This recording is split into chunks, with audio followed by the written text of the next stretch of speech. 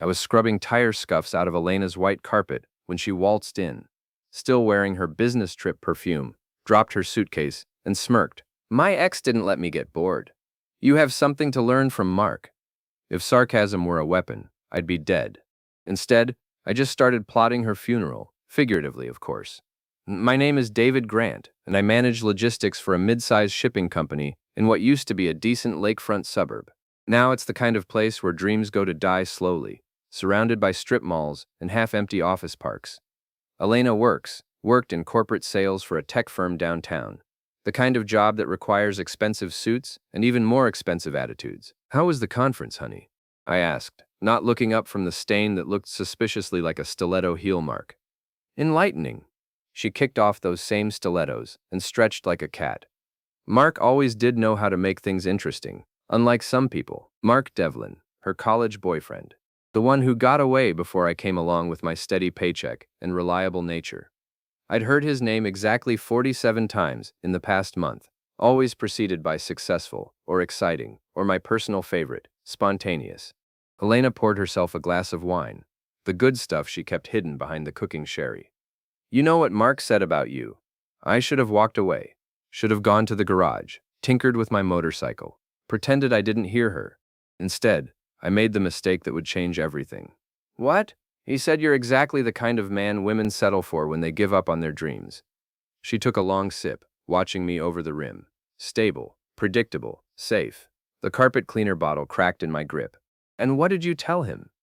That he was absolutely right. If my life were a Stephen King novel, this would be the part where the clown pops out of the sewer. Instead, it was just me and my dignity circling the drain in our beige living room, surrounded by Elena's carefully curated life. That night, she showered for 45 minutes. She never showered that long unless she was washing off evidence. I lay in bed, staring at the ceiling, listening to her hum some song I didn't recognize. When she finally came to bed, she smelled like hotel soap and betrayal. David? Her voice was soft, almost vulnerable.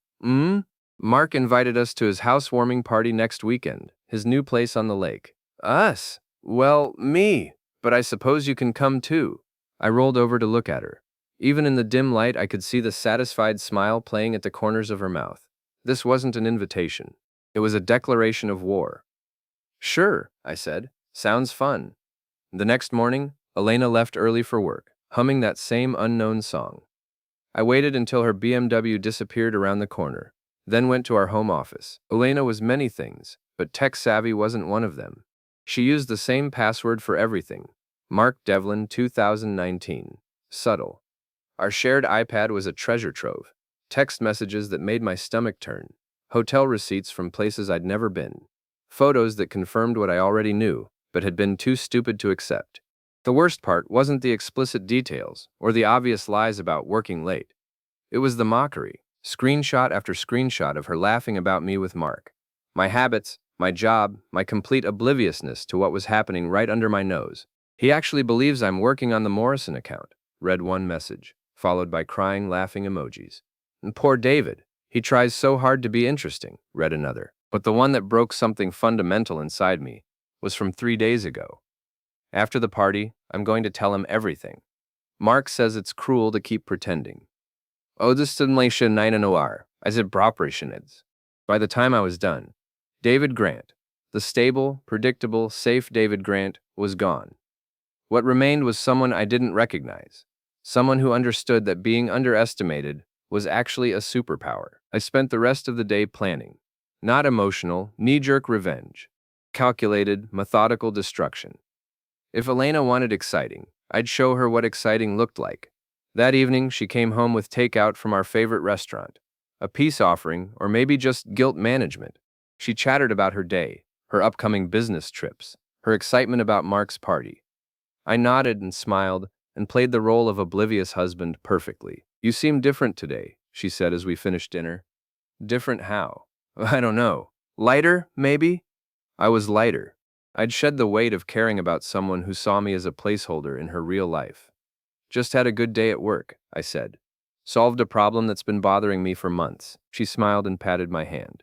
That's nice, honey. After she went to bed, I made my first move. Mark's address was easy to find. Elena had it saved in her contacts. His house was exactly what I expected. New construction, too big for one person. Designed to impress rather than comfort. His Tesla sat in the driveway, like a silver monument to his success. I walked around it slowly, admiring the craftsmanship. Such beautiful, expensive tires. It would be a shame if something happened to them. The mice slid through the rubber like butter. All 4 tires, quick and quiet. I left a note under his windshield wiper. Hope you're as good at walking as you are at screwing married women. I was home and in bed before Elena stirred. When her phone rang at 6 a.m., I pretended to be asleep. What do you mean someone vandalized your car? She whispered, slipping out of the bedroom. I smiled into my pillow. This was just the beginning. Elena's sister Linda called me at work 3 days later. Unlike Elena, Linda had always been genuine. The kind of person who said what she meant and meant what she said. David, we need to talk. About my sister acting like a complete idiot. I met her at Murphy's, a dive bar on the edge of town where the beer was cheap and the conversations were honest. Linda was already nursing a whiskey when I arrived, her face a mixture of anger and embarrassment. She's lost her mind, Linda said without preamble. This whole thing with Mark, it's like watching a train wreck in slow motion. She's an adult, I said, ordering a beer. She can make her own choices. Can she? Because from where I'm sitting, it looks like she's destroying her marriage for a guy who's already cheating on his wife. That stopped me cold. Mark's married? Linda's laugh was bitter. 3 years now. To a lovely woman named Patricia, who has no idea her husband is running around with my delusional sister. The beer tasted like victory. Elena didn't know. In all her scheming and planning, she'd never bothered to check if her exciting ex was available. She was the other woman, and she didn't even realize it. Does Elena know? I told her yesterday. She said I was lying because I was jealous of her happiness. Linda finished her whiskey in one gulp. Happiness, as if destroying 2 marriages is something to celebrate. I bought Linda another drink and pumped her for information. The picture that emerged was even better than I'd hoped. Mark was a serial cheater who used business conferences as hunting grounds. Patricia Devlin was a kindergarten teacher who volunteered at animal shelters and baked cookies for her neighbors. Elena was just another conquest in a long line of married women who thought they were special. What are you going to do? Linda asked. Nothing, I lied. Elena made her choice, but I was already planning my next move. If Elena wanted to play games, I'd teach her the rules. The housewarming party was everything I expected, and worse. Mark's house was full of people I didn't recognize, all talking too loudly about their important jobs and expensive hobbies. Elena worked the room like a politician's wife, introducing herself as Mark's close friend and pointedly ignoring me. Mark himself was exactly what Elena had described. Tall, handsome, confident to the point of arrogance. He wore success like cologne, too much and impossible to ignore. You must be David, he said when Elena finally dragged me over. His handshake was firm, his smile predatory. I've heard so much about you. All good, I hope. Oh, absolutely. Elena says you're very reliable. The way he said it made it sound like a disease. Elena giggled, actually giggled, and touched his arm. Mark was just telling me about his new promotion, Vice President of Sales. Congratulations, I said. Your wife must be proud. Mark's smile flickered for just a second. Elena's giggle died in her throat. Wife? Elena's voice was carefully neutral. Patricia, I continued, enjoying the moment. Linda mentioned she's a teacher. That must be rewarding work. The silence stretched like a rubber band about to snap. Mark recovered first, his politician's smile sliding back into place. Patricia and I are complicated. Aren't we all? I said, raising my beer in a mock toast. Elena excused herself to the bathroom. Mark watched her go, then turned back to me with undisguised hostility. Let me be clear about something, David. Elena deserves better than what she's got. And you think you're better? I know I am. I can give her things you never could. Excitement. Adventure. A life worth living. I nodded thoughtfully.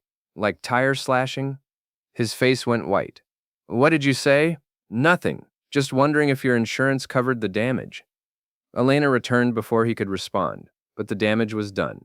Mark spent the rest of the party watching me, like I might explode at any moment. Elena sensed the tension, but couldn't figure out its source. On the drive home, she was unusually quiet. You were rude tonight, she finally said. Was I? I thought I was being friendly. You mentioned his wife. Should I have pretended she doesn't exist? Elena stared out the window at the passing streetlights. It's complicated, so Mark said. What's complicated about adultery? She turned to face me, her eyes blazing. Don't you dare judge me. You have no idea what it's like being married to someone who's given up on life. Given up on life? I work 60 hours a week to pay for this house, this car, your expensive tastes.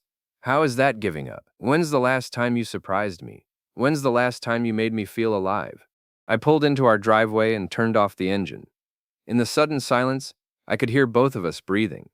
When's the last time you wanted me to? She didn't answer.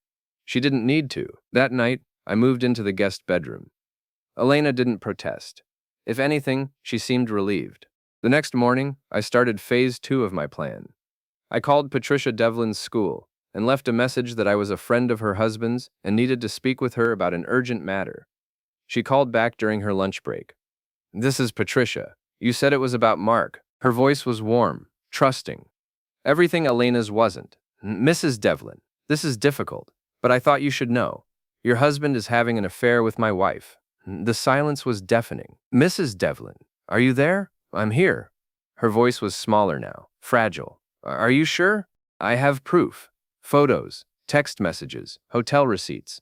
I can email them to you if you'd like. Yes, she whispered. Please. I sent her everything. Every photo, every message, every receipt. Within an hour, my phone rang. Mr. Grant, this is Patricia. I don't know how to thank you. You don't need to thank me. I just thought you deserved to know the truth. Can I ask you something? Of course. What are you going to do about your wife? I looked out the window at Elena's car in the driveway, at the house we'd bought together, at the life we'd built on foundations of sand. I'm going to give her exactly what she wants. Elena moved out the following weekend. She didn't call it moving out. She called it taking some time to think. But the 3 suitcases, and the way she avoided eye contact, told the real story. This isn't about Mark, she said, loading her car with the efficiency of someone who'd been planning this for weeks. Of course not. It's about us, about how we've grown apart. Grown apart, is that what we're calling it? She paused, a jewelry box in her hands. David, I know you're hurt, but I'm not hurt, Elena. I'm impressed. It takes real skill to destroy a 7-year marriage while convincing yourself you're the victim. Her face hardened.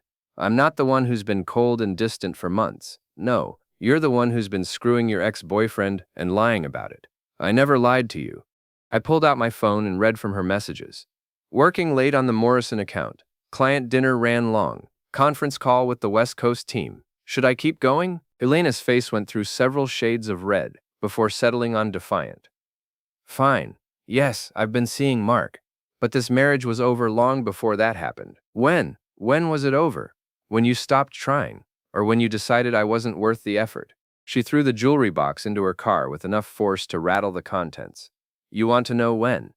It was over the day I realized I was living with a stranger. When's the last time you told me you loved me without me saying it first? When's the last time you planned something special for us? You've been sleepwalking through this marriage for years, and your solution was to have an affair. My solution was to remember what it felt like to be alive. She slammed the car door and rolled down the window. I'll be staying at Linda's until I find my own place. No, you won't. Excuse me. I pulled out my phone again and showed her a text message. From Linda. Tell Elena she's not welcome here until she comes to her senses. Looks like your sister doesn't approve of your choices. Elena stared at the message, her confidence cracking. She'll change her mind. Maybe, but I wouldn't count on it. Turns out Linda has strong feelings about adultery. Elena's car started with a roar. She was halfway down the street before I realized she was crying. I went back inside and called Derek, my best friend since high school. Derek owned a garage on the industrial side of town, the kind of place where men went to drink beer and pretend they understood carburetors. Elena finally moved out, Derek asked when I arrived. Temporarily. She's staying at the Lakeside Motel. Derek whistled. Classy. Nothing says I'm making good life choices, like hourly rates and bedbugs. She's with Mark. The ex-boyfriend? Jesus, Dave. What are you going to do? I cracked open a beer and looked around Derek's garage. Tools everywhere, half-finished projects. The comfortable chaos of a man who worked with his hands. I'm going to destroy them. Derek raised an eyebrow. Destroy them how? Legally. Completely. I'm going to take everything Elena thinks she wants and make sure she can never have it. That sounds ominous. I told Derek about Patricia, about the divorce papers she'd already filed, about Mark's assets being frozen pending the settlement. I told him about Elena's expense account irregularities that I'd discovered and reported to her boss. I told him about the private investigator I'd hired to document every hotel stay, every lie, every moment of their affair. Holy shit, Dave, you're not screwing around. Lena said I was predictable. Turns out she was wrong. Derek was quiet for a long moment, working on an engine that probably hadn't run since the Clinton administration. You know what bothers me most about this? He finally said. What? I liked Elena. I really did. But the woman you're describing, the one who could cheat on you and then blame you for it, I don't know her at all. Neither did I, apparently. My phone buzzed with a text from an unknown number. This is Mark. We need to talk. I showed Derek the message. He grinned. You going to meet him? Absolutely. We arranged to meet at Murphy's, the same bar where Linda had told me about Mark's wife. He was already there when I arrived, nursing a scotch and looking like a man who'd been hit by a truck. You son of a bitch, he said as I sat down. Evening, Mark. How's the divorce going? His face was a roadmap of stress and sleepless nights. Patricia took everything. The house, the cars, the boat, even the dog. That's what happens when you cheat on kindergarten teachers. Judges don't like it. You destroyed my life. I ordered a beer and considered his words. No, Mark. I just told the truth. You destroyed your own life. Elena's devastated. She thought you were different. Different how? She thought you'd fight for her. Instead, you're acting like a vindictive asshole. I laughed, actually laughed, and Mark's face darkened. You think this is funny? I think it's hilarious. You steal my wife, destroy your own marriage, and somehow I'm the bad guy? You could have handled this differently. You're right. I could have punched you in the face the first time I saw you. I could have confronted Elena months ago. I could have made a scene at your party and embarrassed everyone. I took a long pull of my beer. Instead, I let you both hang yourselves with your own rope. Mark finished his scotch and signaled for another. What do you want? Nothing. I already have everything I need. Elena loves me. Elena loves the idea of you, the successful, exciting man who makes her feel special. But that man doesn't exist anymore, does he? You're unemployed, divorced, and living in a motel with someone else's wife. Mark's second scotch arrived. He drank half of it in one gulp. This isn't over, he said. Yes, it is. You just haven't figured that out yet. I left him at the bar and drove home to my empty house. For the first time in months, I slept through the night. Elena's friends started calling the next week. First Janet, then Michelle, then Karen from her book club. The conversations followed the same pattern. Concern for Elena, subtle accusations about my behavior, and thinly veiled attempts to get information. Elena says you've been unreasonable about the separation, Janet said during her call. Unreasonable how? She can't access your joint accounts. Those accounts are frozen pending our divorce proceedings. It's standard procedure. Divorce? Elena said you were just taking a break. I almost felt sorry for them. Elena had been lying to everyone, creating a narrative where she was the victim of an unfeeling husband rather than a cheating wife. Janet, did Elena tell you why we separated?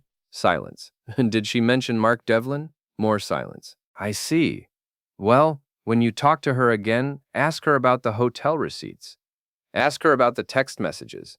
Ask her about the 3-month affair she's been having with a married man. Janet hung up without saying goodbye. The calls stopped after that. Elena's boss, Miss Weller, called me directly on Thursday. Mr. Grant, I need to discuss some irregularities in your wife's expense reports. What kind of irregularities? Hotel stays that don't correspond to business travel. Meals charged to the company account during personal time. It appears she's been using company funds to finance personal activities. I made appropriate sounds of shock and disappointment. Miss Weller continued. I'm afraid we'll have to terminate her employment. There may also be legal action depending on the total amount involved. I understand. Elena's been under a lot of stress lately. Our marriage is ending.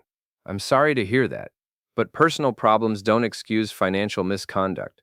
Elena called me an hour later, screaming, You vindictive bastard! You got me fired. I didn't get you fired, Elena. You got yourself fired when you decided to steal from your company. I didn't steal anything. Using company money for personal expenses is theft.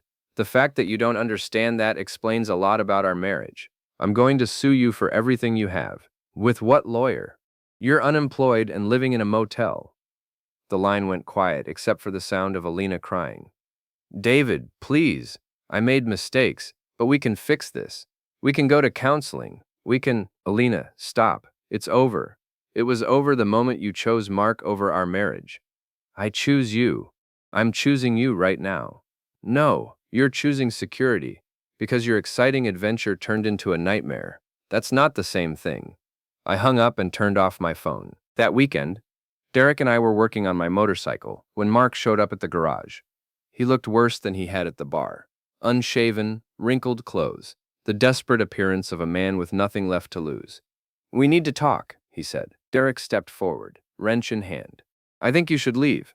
It's okay, I said. Let him talk. Mark's hands were shaking. Elena's falling apart. She lost her job. Her friends won't talk to her. Her sister won't let her in the house. And it's your fault. Derek laughed. His fault? You're the one who screwed his wife. Mark spun around. Stay out of this. Or what? Derek was 6'3" and built like a linebacker. Mark was tall but soft, a desk jockey who'd never been in a real fight. Derek, I said quietly, let me handle this. Mark turned back to me. Elena made a mistake. But what you're doing is cruel. What I'm doing is protecting myself. Elena chose to have an affair. Elena chose to lie about it. Elena chose to steal from her company. I didn't make any of those choices for her. She loves you. She loves what I represent. Stability. Security. A way out of the mess she created with you. Mark's face was red with anger and humiliation. You think you're so smart. You think you've won. I don't think anything. I know Elena's true character now. That's worth more than winning. This isn't over. Yes, it is. Go back to the motel, Mark. Go back to Elena. Enjoy your exciting life together. Mark looked around the garage, taking in the tools, the equipment, the general chaos of Derek's workspace. His eyes settled on my motorcycle. Nice bike, he said. Something in his tone made Derek tense up. Time for you to go. Mark smiled, the first genuine expression I'd seen from him. See you around, David. After he left, Derek shook his head. That guy's trouble. He's desperate. Desperate people do stupid things. Maybe you should stay somewhere else for a while. I'm not running from Mark Devlin. Derek was quiet for a moment, then nodded. Okay, but watch your back. That night, someone threw a brick through my living room window. The note attached read, "This is just the beginning." I called the police and filed a report, but we all knew nothing would come of it. No witnesses, no evidence, just a brick and a threat. I was sweeping up glass when my phone rang. Linda's name appeared on the screen. David, I just wanted to check on you. I'm fine. How's Elena? Honestly? She's a mess. She keeps calling, crying, begging me to let her stay here. And I keep telling her she made her choice. I warned her about Mark, but she wouldn't listen. She's stubborn. She's delusional. She actually asked me if I thought you'd take her back. What did you tell her? I told her she'd burned that bridge when she decided to cheat on the best man she'd ever known. After Linda hung up, I sat in my damaged living room and thought about forgiveness, about second chances and fresh starts and all the things Elena was hoping for. Then I thought about the months of lies, the mockery, the casual cruelty of her betrayal. Some bridges, once burned, couldn't be rebuilt. The Lakeside Summer Festival was an annual tradition in our dying town, a desperate attempt to pretend we were still the thriving community we'd been 20 years ago. Local businesses set up booths, the volunteer fire department grilled burgers, and everyone pretended the lake wasn't slowly being choked by algae blooms. I hadn't planned to go, but Derek convinced me. You can't hide forever, he said. Besides, it'll be good for people to see you're doing fine. What he didn't say, but we both knew, was that Elena and Mark would be there. They'd been making appearances around town for the past week, playing the role of the happy couple, trying to rebuild their reputations through sheer persistence. The festival was exactly what I expected. Forced cheerfulness, overpriced corn dogs, and a cover band that thought volume could compensate for talent. I was buying a beer when I saw them. Elena had lost weight. Her clothes hung loose, and her smile looked painted on.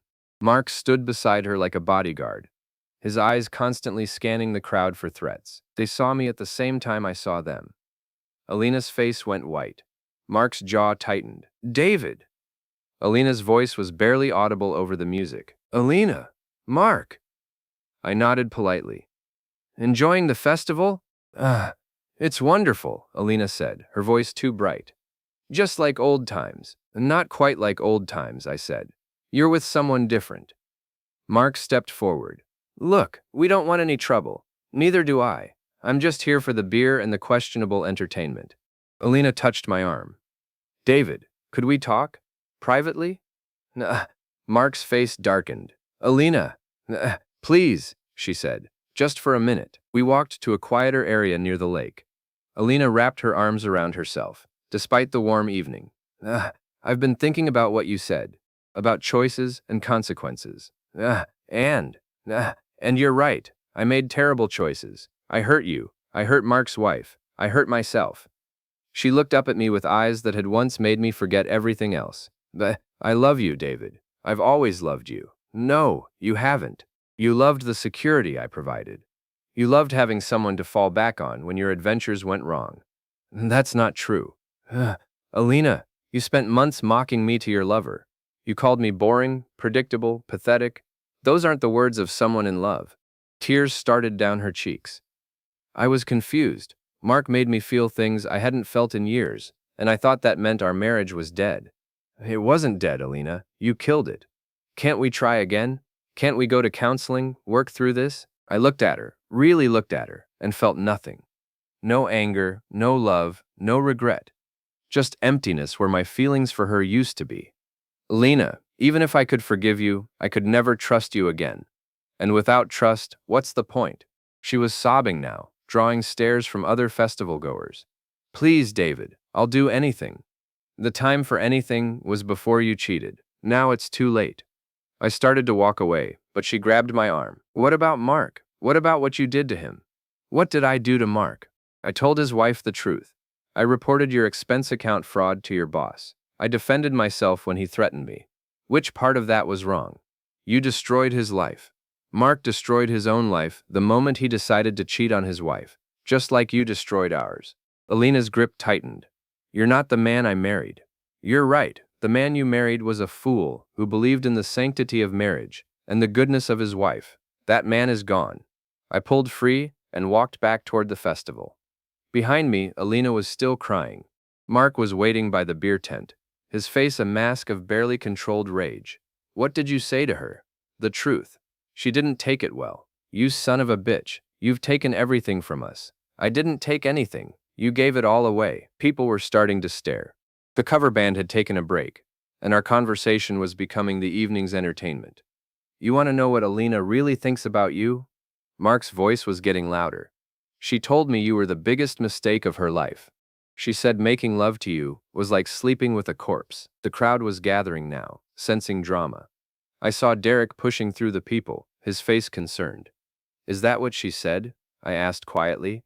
Every night, she'd tell me how grateful she was to finally be with a real man. I nodded thoughtfully. That's interesting, Mark. Because she just spent 10 minutes begging me to take her back. Mark's face went through several expressions before settling on fury. You're lying, am I? Ask her yourself. She's right over there by the lake, crying because I turned her down. Mark looked where I pointed. Elena was still there, still sobbing, surrounded by a small group of concerned women. She doesn't mean it, Mark said, but his voice had lost its conviction. Of course she doesn't. Elena never means anything she says when she's desperate. You should know that by now. Shut up. You think you won some kind of prize when you stole my wife? You got a woman who lies as easily as breathing, who cheats when things get boring, who steals from her employer to fund her affairs? Congratulations, Mark. You can have her. I said shut up. Mark swung at me, a wild, desperate punch that I saw coming from a mile away. I stepped aside and let his momentum carry him past me.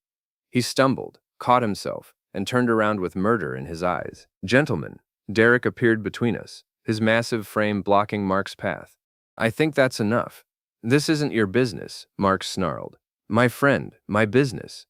Derek's voice was calm, but his message was clear. Mark looked around at the crowd, at Elena still crying by the lake, at the wreckage of his carefully planned public appearance. This isn't over, he said. Yes, it is, I replied. It's been over since the moment you decided to sleep with my wife. You just haven't accepted it yet. Mark pushed through the crowd and disappeared into the darkness beyond the festival lights. Elena saw him leave and ran after him, her sobs echoing across the water. The crowd slowly dispersed, disappointed that the drama had ended without bloodshed. Derek bought me another beer. Well, he said, that was something. Elena asked me to take her back. What did you tell her? The truth. That it's too late for forgiveness. Derek was quiet for a moment. You okay with that? I thought about the question. Was I okay with watching my marriage die? Was I okay with becoming the kind of man who could destroy people's lives with calculated precision? Yeah, I said. I'm okay with it. The cover band came back and launched into a particularly brutal version of Sweet Caroline. Derek and I finished our beers and walked toward the parking lot. You know what the funny thing is? I said as we reached my car. What? Elena was right about one thing. I'm not the man she married. That man would have forgiven her, taken her back, tried to rebuild what we had. And now? I looked back at the festival, at the desperate gaiety of a town trying to pretend it wasn't dying, at the people clinging to traditions that no longer meant anything. Now I know better. Some things, once broken, should stay broken. Derek nodded. So what's next? Next I start over. New house, new life, new everything. Sounds lonely, maybe, but it's honest. And after 7 years of lies, I'll take honest loneliness over comfortable deception any day. I drove home to my empty house, past the boarded-up shops and the for sale signs, past the lake that reflected nothing but darkness. For the first time in months, I felt something approaching peace. Elena had wanted excitement, adventure, a life worth living. Instead, she got exactly what she deserved. A cheating boyfriend with no money, no job prospects, and no future. As for me, I got something better than revenge. I got the truth about who I'd married and what our life together had really been worth. It turned out the answer was nothing at all.